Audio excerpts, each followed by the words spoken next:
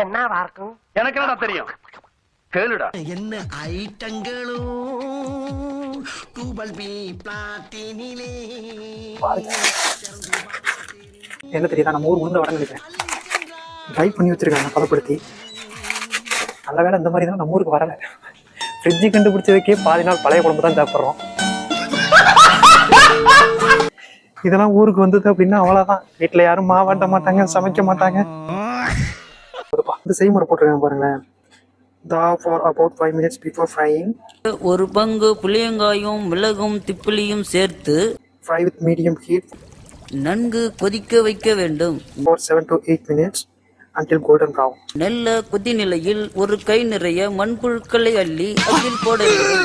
ஒரு 7 to 8 நிமிஷம் medium ஹீட்ல அந்த எண்ணெயில போட்டு பொரிச்செடுக்க சொல்றாங்க. எடுத்து பாம்பு கட்டிப்பட்ட சட்டையில் நன்கு வடிகட்ட வேண்டும். பார்க்கும்போதே பயமா இருக்கு, இதெல்லாம் சாப்பிடணுமா அப்படின்னு. நிறைய விஷயம் வந்திருக்காங்க. பரோட்டா எல்லாமே ரெடிமேடா கொடுத்துருக்காங்க.